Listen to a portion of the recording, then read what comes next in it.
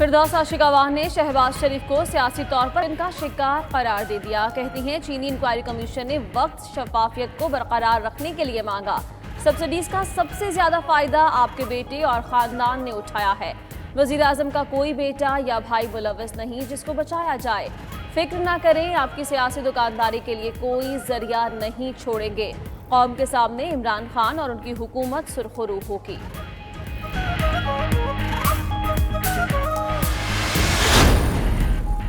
Opposition leader Shahbaz शरीफ ने चीनी inquiry commission की रिपोर्ट में 2 हफ्ते की ताखीर मिली भगत करार दे दी। कहते हैं रिपोर्ट में ताखीर 100 अरब रुपए के हुकूमती की तस्दीक और असल जिम्मेदारों को बचाने की कोशिश है। तमाम फैसलों के जिम्मेदार इमरान नियाजी और उस्मान बुजदार हैं। शहबाज शरीफ का इंक्वायरी कमीशन में शाहिद खाकान अब्बासी और खुरम दस्तगीर को भी पेश होने की इजाजत देने का मुतालबा।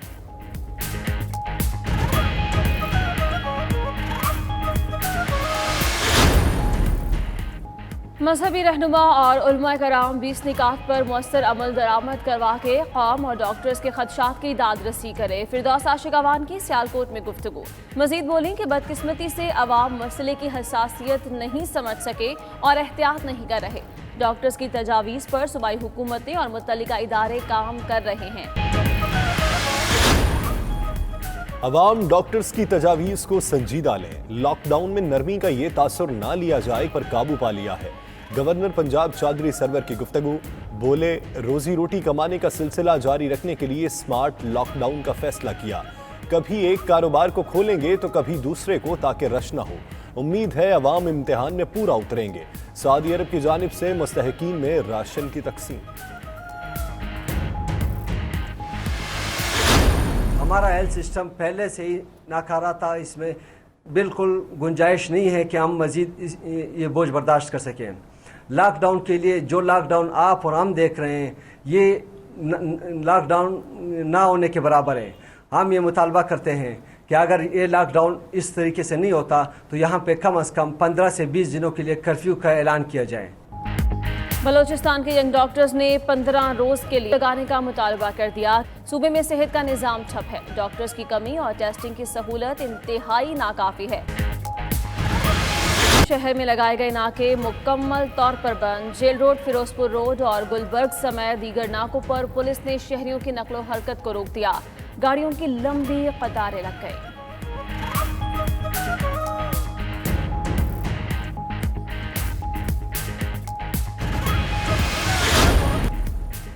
National command and operation centre में इजलास। रमज़ानुल मुबारक के लिए हिदायत। छोटे और दरमियाने दर्जे के कारोबारी पैकेज पर गौर। वज़ीर दाखिला एजाज शाह का कहना है कि देहात में लोगों का हिदायत पर अमल दरामद हौसला अफजा है। शहरी आबादी में मजीद आगही फराहम की जाएगी।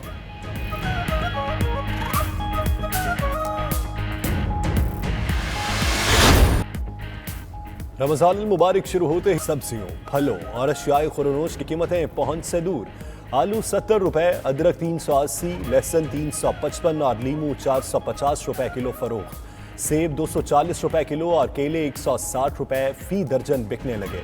हुकूमती मशीनरी बढ़ते हुए सरकारी निर्खनामों पर भी अमल दरामद कराने में नाकाम हो गई।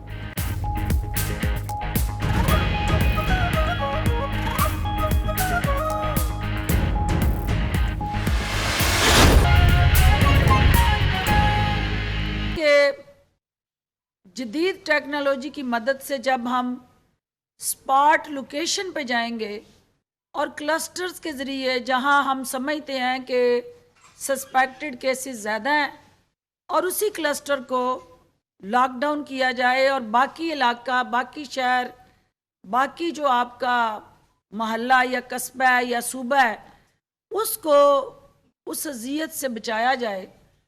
तो ये एक स्मार्ट लॉकडाउन सियालकोट और बाकी मुल्क के हिस्सों में तो लागू है ही, लेकिन इसके साथ साथ हमें जो आज आपके ज़रिए बावर कराने की ज़रूरत है मीडिया के ज़रिए कि हमारे डॉक्टर्स जो रिजर्वेशन शो कर रहे थे कि फुल लॉकडाउन की तरफ जाएं।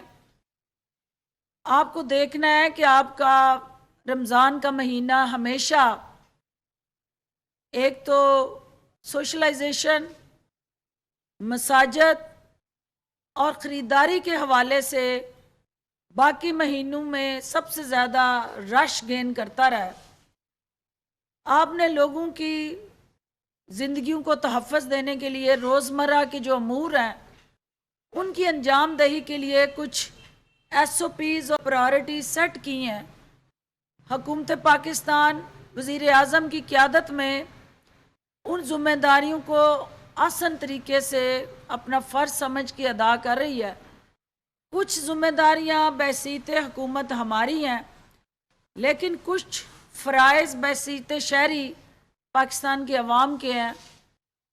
हुकूमतें अपनी ज़िम्मेदारियाँ अदा कर रही हैं, लेकिन शहरी जो है अनफॉर्चुनेटली अभी तक इस हसास मसले की नोयत को नहीं समझ सके और बार बार अपीलें करने के बावजूद सोशल डिस्टेंसिंग और आइसोलेशन में जाने से ना सिर्फ वो ग्रेज़ हैं बल्कि हिचकिचा रहे हैं। हमें आपकी जान और उसकी हिफाजत हर हाल में यकीनी बनानी है। खुदारा एहतियात करें, अपने लिए भी और अपने इर्द गिर्द के लोगों को इस वबा से महफूज रखने के लिए भी। दूसरा जो बहुत अहम इशू है, मैं मेरे बाद कमिश्नर साहब और डिप्टी कमिश्नर साहब एक ओवरऑल डिवीजनल गुजरांवाला का नक्शा आपको पेश करेंगे, लेकिन पाकिस्तान का ओवरऑल जो इस वक्त लैंडस्केप है, जिसमें कल जो है इंडस्ट्रियल वर्कर्स के लिए जो वज़ीर आज़म पाकिस्तान रिलीफ पैकेज देना चाह रहे हैं उसके हदो हाल वाज़ा कर दिए गए हैं। कल वो पैकेज ECC में लाया जा रहा है और ECC उसकी मंजूरी देगी तो उस पैकेज को फिर कैबिनेट के सामने पेश किया जाएगा। इसका मकसद क्या है कि हमारे वो कोरोना के मुतासरीन मेहनत कश मज़दूर जिनको फैक्ट्रियां बंद होने की वजह से, कारखाने बंद होने की वजह से या कारोबारी मराकज़ कोरोना की वजह से जब बंद कर दिए गए तो वो बेरोज़गार हो गए हैं। सबसे पहले हम उनकी रोज़गार का तहफ़्फ़ुज़ करें कि उनके मालकान जो हैं उनको नौकरियों से ना निकालें, और उसी वक्त यकीनी बनाया जा सकता है जब हम उन मालकान के हिस्से का बोझ हुकूमत अपने कंधों पे ले। उसके लिए जो मैकेनिज़्म बना है उसके अंदर बिजली के बिल्स और दीगर रिलीफ जो उन मालकान को हम दे रहे हैं वो कल ECC के अंदर मिनिस्टर इंडस्ट्री जो है मीडिया को तफसील से अपराइज करेंगे। लेकिन इस पैकेज का मकसद इंडस्ट्री के अंदर काम करने वाला मेहनत कश मज़दूर जो है उसके हकूक़ का तहफ़्फ़ुज़ करना है, उसके रोज़गार को तहफ़्फ़ुज़ देना है और इस वक्त परेशानी के मुश्किल के लम्हात में उसको सरपरस्ती देना है।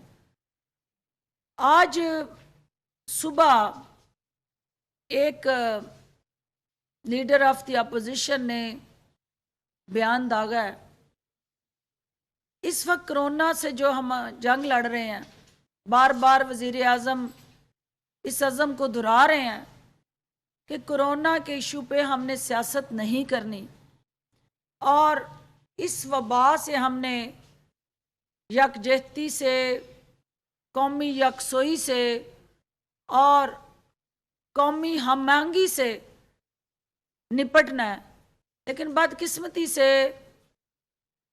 फरागत का शिकार लीडर ऑफ द अपोजिशन जो सियासी तौर पे भी आइसोलेशन का शिकार हैं और इन हालात में भी वो सेल्फ क्वारंटीन हुए, सियासी महाज पे अपने आप को ज़िंदा रखने के लिए कोई ना कोई अपनी तोप से बम्बारमेंट करते हैं और ऐसा गोला दाग देते हैं जिसका हदफ और निशाना वज़ीर आज़म पाकिस्तान की ज़ात होती है, तो हमें मजबूरन फिर उनके उस जो इल्ज़ाम तराशी और ज़बान तराशी होती है उसका जवाब देना पड़ता है।